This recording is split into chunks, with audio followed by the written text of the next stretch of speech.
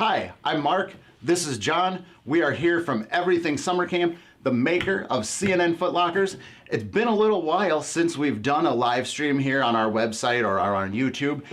So it feels really great to be back in front of the camera again. Hopefully everybody's having an awesome summer. You know, if you've already gone to camp, I hope you had a great summer. If you're still at camp, hopefully it's going well. If you're still at camp, you're probably not watching this. So anyways, what are we doing here today, John? We're announcing our Share Your Summer Camp Story contest. Nice, nice. So what is the Share Your Camp Story contest? Well, it's pretty simple. We basically just have kids send in submissions about how their summer camp went. You know, you can write it down.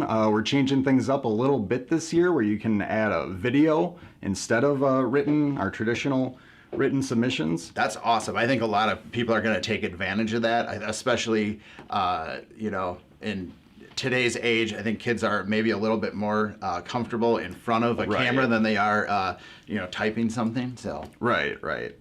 So, yeah, we got the Share Your Summer Camp Story got going in 2015. And so this is our 7th year of doing it, going strong. Wow, that's crazy. I think adding this element to it, announcing it through video, could actually help get a number of entries in too. Sure. So, like, what do kids generally write about? Well, you know, you can always tell a funny story about something that happened at camp, or you can talk about your favorite activity that you did. Maybe you conquered a fear, you know, going ziplining or something that you didn't think you could do, but you did it. What else is there? I know we've gotten some. I want to say I've seen some where it's almost just like a day-to-day diary of, like, you know, on this day we did this, and then on this day we did that. It's kind of the chronicles of your summer camp stay, basically. Sure. Yeah. Well, I know we've even gotten some from parents, right? Mm-hmm. Talking about grandparents and parents as well. Right. Yeah. I know we've had some where people talked about their experiences years ago at camp, and, you know, just how cool it is that their kids get to experience that now. And then I think we've also seen parents just write about, like, you know, what they heard from their kid when their kid returned from camp. Right. In fact, one of these, if we get to enough time of reading them, it's actually just a letter that one of the campers sent to their parents. So okay, yeah. So yeah, we have some stories that we're gonna read. So if you are looking for some ideas for your own story, maybe you'll get some from the stories that we have to read here today. I think I'm going to jump into some of the specifics with the contest. So the contest is open now, and it goes all the way through August 31st. You have until 11:59 p.m. Central Standard Time on August 31st to get your story into our hands.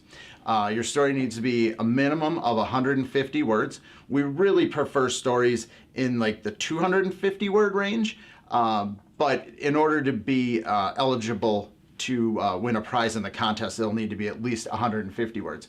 John mentioned that we're accepting video submissions this year. If you choose to do the video submission, make sure that your video is 1.5 minutes long. That's our minimum for a video submission this year. Let's see, prizes. So this is exciting. So we said that the video submissions were new.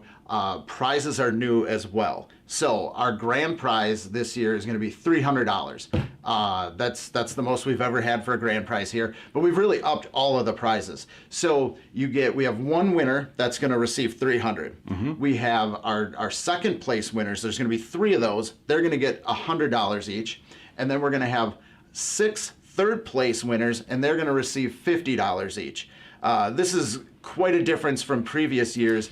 I think we had like $250, and then we had 4 25s. Yeah, we had some $25 winners, a couple of $50 winners. So anyways, we really wanted to up the prize package this year and just kind of get more submissions. Hopefully people take notice of those new prizes, and then everybody who sends in a story is going to win something. In the past, it's been a $15 gift card. We're bumping that to a $20 gift card for this year. So everyone that submits a story at a minimum is going to get a $20 gift card redeemable at everythingsummercamp.com. Our grand prize winner will receive a $300 gift card for everythingsummercamp.com. Yeah, so we talked about you got to have 150 words minimum. I'm trying to think what else. What else do we need to tell people? where to go to submit. Correct. So the easiest way to submit your story is to go visit our homepage, everythingsummercamp.com.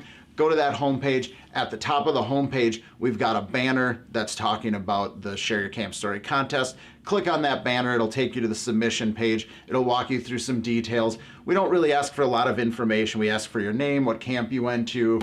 We need an email address so that we can correspond with you. And then you have your 3 ways to submit your story. So the ways that you can submit, one, you could write your story on paper and you could take a picture of it. You can scan it and you can just upload that on that submission form. There's also a box on the submission form where you can just type your story right there. That's probably been the most popular way. And then, as we said a couple times already, new this year is you can submit via video. So what you'll do there is you'll record yourself, post it to YouTube, and then you'll just share that link, that YouTube link, in the submission form to us. So obviously, most of the people that are going to be submitting camp stories are going to be under 18.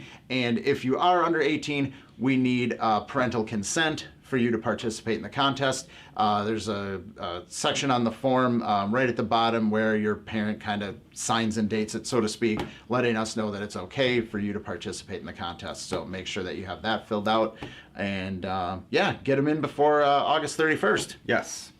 Also, maybe want to mention there's an option to upload pictures as well.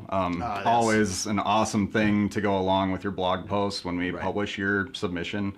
Have pictures to go along with it helps a long way. So yeah, it really makes for a more attractive blog post. And so the way that we announce winners, we'll do so. Okay, we said that the deadline was August 31st to get your submission in. On September 2nd, then we will do a drawing here. It's just a random drawing. We don't read the stories ahead of time. This isn't about like, you know, who has the most well-written camp story is necessarily going to win a prize. So it is just a completely random drawing on September 2nd. And then what we do is we announce those one at a time via our blog. So we'll announce our first of 6 $50 winners. They'll get their story published first. We'll work through our 6 $50 winners. Then we go into our $100 winners. There's 3 of those. And then we finally end by announcing the $300 winner. So that all happens over the course of a couple of weeks as we're publishing those blog posts. At the end of that time period, once all of those winners have been published, then we send out an email to everyone letting them know, you know, okay, you know, hey, here's your $50 gift certificate, or here's your $100 gift certificate, or hey, sorry you weren't one of our big winners, but here's $20. And we let you know when we expect to be publishing your story on the blog so that you can look for that. yes. Everyone's story gets published on the blog, not just the winners. Correct. Yeah, everyone gets published, and yeah, if you're not one of the big winners, then when we reach out to you with your gift card code, we will also let you know the date that you can expect to see your story published on our blog. So, all right. I guess without further ado, let's read a couple of stories. Yeah, sounds Why don't you good. start us out? This one is from Eli E. from 2019 is when he sent this one in. Okay. So he writes, one day I was hanging out in another bunk and my friend started talking about how many caterpillars he had killed that day. 11, which seemed like a lot at the time. At first I was against it because I believe in animal rights, but then a lot more caterpillars came. That afternoon I looked up and the ceiling was covered with caterpillars. There were at least 500. People's beds were crawling with caterpillars. There was a caterpillar infestation, and it spread to my bunk. Whenever I was in the bunk, caterpillars would rain down from the ceiling. When it got really bad and other bunks started getting caterpillars too, the counselors started noticing it. 2 counselors were put in charge of caterpillar killing.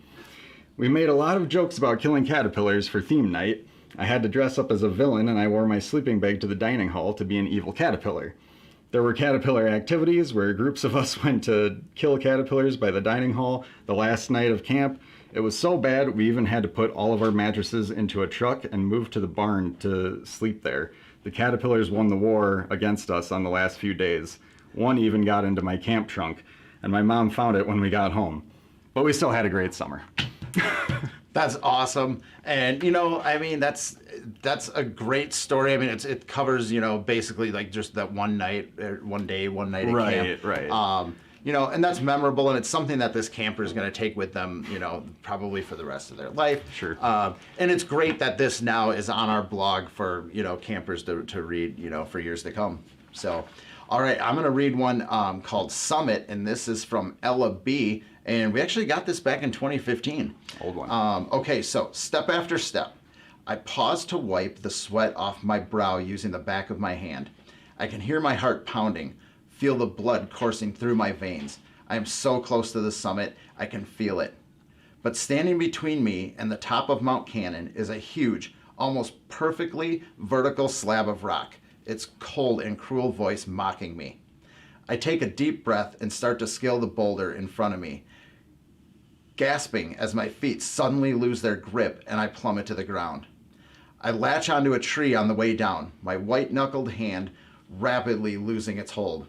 I use all of my strength to pull myself onto a shelf on the cliff. Once I catch my breath and the immediate threat is gone, I smile, adrenaline running through me like a drug. I scramble back onto the mountain and continue up the path. As soon as I climb to my feet, I see the summit, the sweet resting place I was looking for. I rush over and collapse. Grinning, I reach into my backpack and grab my water bottle and throw a handful of trail mix into my mouth. The view is worth it. Not a soul in sight, with only the sky and the sweet smell of pine riding across the breeze to keep you company. The clouds lazily drift across the sky like a boat in the sea. I feel so small and so big at the same time. I close my eyes and let all my worries melt away. That's an awesome one. Yeah. So yeah, well written. Right? No kidding. Yeah. Do we have time for one more? I think we do. What do we got for a time here? Yeah. Let's go one more. Why don't you finish it up? Sounds good. So this is actually the one I mentioned before that's a letter to their parents. So this is from Flannery from 2015 as well. Okay. A letter from camp. Dear Mom and Dad, let me tell you a scary story. It was a dark and stormy night. Okay, so it wasn't actually dark, but it was raining. I had just gotten back from the overnight backpacking trip the 8th graders take that morning. We had less than an hour until supper, but I was about to leave the cabin. I picked up my raincoat that was still on my bed from backpacking. I was sticking my arm inside one of the sleeves when I felt a little prick. Earlier, when I was unpacking the tent, I was poked by a small piece of wood, so thinking it was just another splinter, I pulled out my arm to check. What I saw was not a wood chip, but an actual, confirmed by the head counselor, scorpion. That's right, a scorpion. I dropped my jacket with a scorpion in it in horror. One of my cabin mates yelled to the head counselor and I started to freak out, not because it hurt, but because I thought it might have stung me and that I was going to die. I may have overreacted a little bit, considering it didn't actually sting me, but it's your fault for giving me a book called House of the Scorpions for Christmas a few years ago. And how was I supposed to know the deadly ones are only in Texas and Mexico and stuff? Anyway, I survived. Thought you might like to know. Love, Flannery. That's pretty cool. So yeah, as you can see, there's a lot of ways that you can kind of go about writing your story to us. Flannery shared a story with us that he had originally shared to his parents. Catherine picked that one big thing for her. Like that was probably the biggest, or I'm sorry, I'm looking at the wrong name here. Ella B picked probably like that one big moment from camp where she summits the mountain. So everybody kind of takes a different approach. The best way to get some ideas is to visit our blog. Under camper submissions. Yes. Is that okay? So if you visit our blog and then look over to the right-hand side, you'll see sort of our different departments within the blog, our categories. Click on camper submissions. We must have 250 stories at this point. I would imagine. Close to it. Yeah. So not only are they fun to read, but they're also a great way to get ideas for your camp story. So. Yeah, that's it. The Share Your Camp Story contest is on now. John, thanks for joining me today. Absolutely. And, we really look forward to reading all your stories, so get them in. Send us your stories. All right, that's all for today. Thanks, everybody.